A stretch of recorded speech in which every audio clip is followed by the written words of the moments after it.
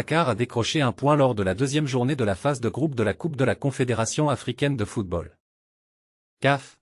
En signant un match nul et vierge, 0-0. Contre l'USM Alger au stade Abdoulaye Wade de Diamniadio. Avec un total d'un point, le Jaraaf occupe la 3e place du groupe, devant Orapa United qui partage le même nombre de points mais avec une différence de but inférieure. L'entraîneur Malik Daf est revenu sur cette rencontre. L'USMA est bien organisé. Ils ont remporté la Coupe CAF il y a 2 ans. Ils sont venus chercher le nul. On a eu des occasions mais on n'a pas marqué. Malgré tout, je suis positif. Nous avons joué sans complexe et créé les meilleures opportunités, notamment celle de Saliou Gueye. Même si le ballon n'est pas rentré, cela fait partie du football, a déclaré le technicien sénégalais. Avant d'évoquer la panne sèche que rencontre le club de la Médina dans cette compétition. En championnat, nous sommes la meilleure attaque avec 15 buts. Mais la phase de groupe est différente. On a montré de l'intensité et des occasions, mais il reste des choses à travailler, notamment en attaque. L'équipe progresse, et nous continuerons à construire là-dessus. Malgré le seul point enregistré après 2 journées, Malik Daf reste déterminé et motivé pour le reste de la compétition. USMA et ASEC sont des grosses écuries, mais nous voulons rivaliser avec les grandes équipes. Orapa sera un match à 6 points. Rien n'est encore joué. Nous avons perdu une bataille, mais pas la guerre. Le prochain défi du Jaraaf sera un déplacement au Botswana pour affronter Orapa United. Une rencontre importante qui pourrait redonner espoir aux Médinois dans leur quête de qualification pour le prochain tour. L'attaquant sénégalais de Chelsea, Nicolas Jackson, a récemment désigné le meilleur joueur africain de l'histoire, lors de son passage dans l'émission Rank sur la chaîne YouTube de Sky Sport Premier League. Dans ce programme, les joueurs sont invités à faire des choix sur divers sujets liés au football. Jackson a été amené à départager Sadio Mané, Didier Drogba et Yaya Touré, 3 légendes du football africain ayant marqué la Premier League.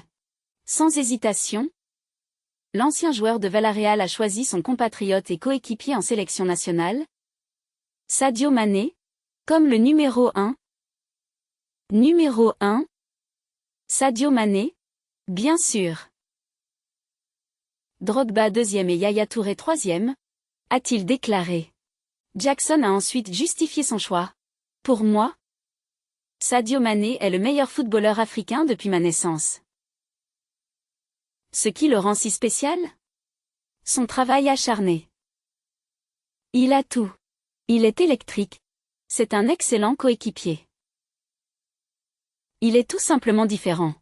Malgré son admiration pour Mané, Nicolas Jackson n'a pas manqué de rendre hommage aux 2 autres légendes africaines. Ayant hérité du numéro 15 de Chelsea, porté autrefois par Didier Drogba, il a exprimé son respect pour l'Ivoirien. Drogba est incroyable. J'espère devenir une légende de Chelsea comme lui, par la grâce de Dieu. Si vous êtes comme Drogba, alors vous êtes une immense légende du football. Concernant Yaya Touré, il a également souligné sa grandeur en affirmant « Yaya Touré est top ». Nicolas Jackson espère un jour marcher dans les pas de Drogba en remportant la Premier League ou la Ligue des Champions, moment où il espère enfin rencontrer l'icône ivoirienne. Sadio Mané, devenu l'un des meilleurs joueurs du monde grâce à ses années exceptionnelles à Liverpool, a vu son parcours commencer en France, au FC Metz. Arrivé en Europe à moins de 20 ans, le Sénégalais a dû faire face à un choc culturel dès son premier jour dans l'Hexagone. Aujourd'hui en pré-retraite à Al Nassr, où il joue aux côtés de Cristiano Ronaldo, Mané peut être fier du chemin qu'il a parcouru. Originaire d'un village sénégalais, l'attaquant polyvalent doit son éclosion à un recruteur du FC Metz, qui, lors d'un tournoi à Dakar, repéra son talent exceptionnel. Ce fut un coup de foudre immédiat. À 18 ans, Mané a fait le grand saut vers la France, mais son arrivée a été loin d'être facile. Il se souvient de son premier jour au pays. Je me rappelle, le premier jour où je suis arrivé à Metz pour signer, On m'a dit de rester à la maison. Je devais m'entraîner, mais le coach m'a demandé de ne pas sortir. Je n'avais même pas de crédit sur mon téléphone pour appeler ma mère et lui dire que j'étais parti pour la France.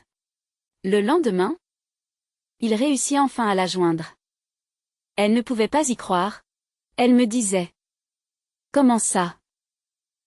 Tu es censé être à Dakar avec ton oncle? » Et je lui ai répondu: « Non. Maintenant je suis en Europe. » C'était incroyable pour elle.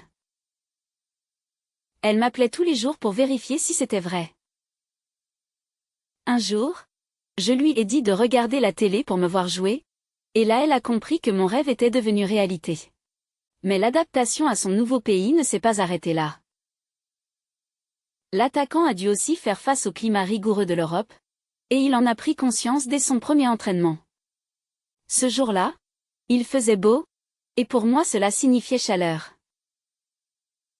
Je me suis habillée en manches courtes et suis arrivée un peu en retard. En sortant, tout le monde a commencé à rigoler. Je me suis dit: pourquoi rit-il? Puis j'ai compris. Il faisait tellement froid.